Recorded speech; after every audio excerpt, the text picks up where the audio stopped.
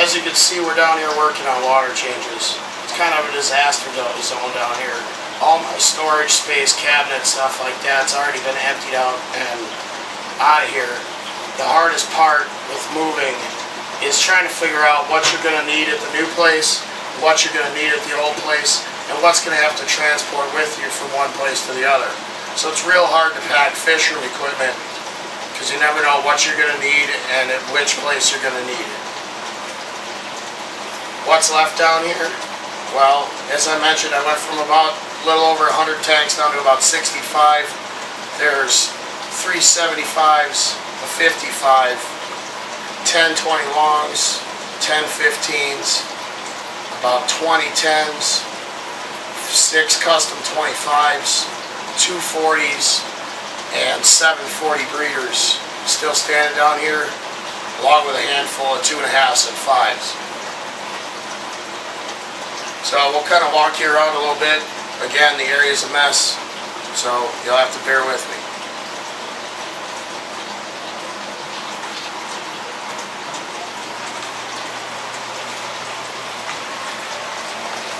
Working on water changes here. This is a 55 that has Picotea species Rio Paru and some juvenile L260s.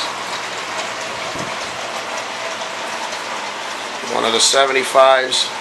Oh, there's also this big custom, I don't even know what it is. It's 27 by 36 by 16 tall or something like that. Big square tank.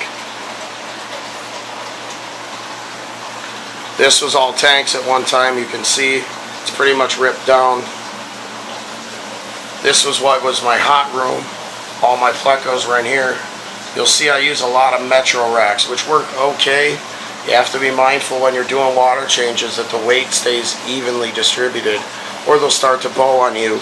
And I've had a few 20 longs crack on those racks because they were starting to sag in the middle. Moving on to the cold room. This is where most of my cories and stuff are kept.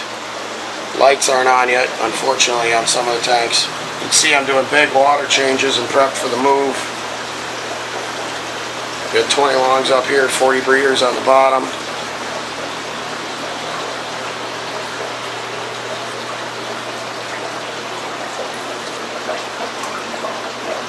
Tens, 20 longs, and some 5.5s up on the top.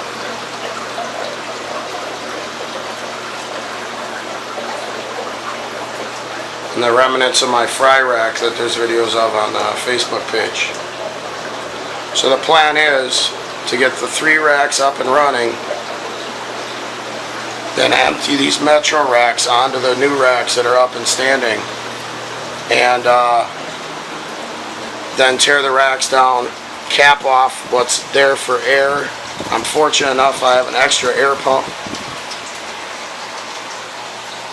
So the plan is get the racks that are up in the new fish room.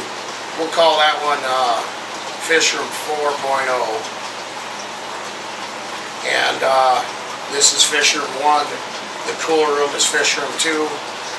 And the attached garage with a fishing temporary going will be fish room 2.5 or 3.0. We'll go with 3.0. Anyways, so the plan is get those racks that are in fish room 4 into fish room 3.0, set up, air run to them.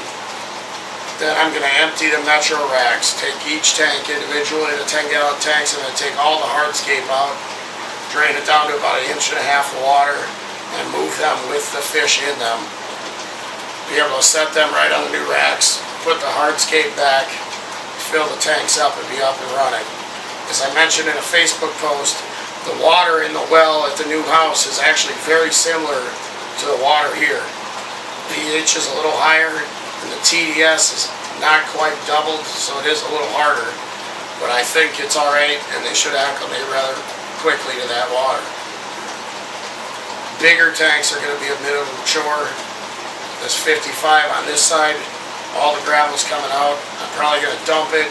I'm going to offer it up to locals in the northern Illinois area because it's loaded up with sass and snails. And I'm going to go to sand in most of my tanks. So a lot of the gravel in the big tanks is going to be dumped. All the fish will come out. And the big tanks will have to be moved totally empty.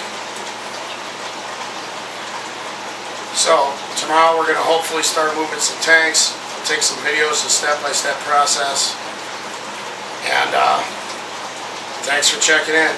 Keep your hands wet.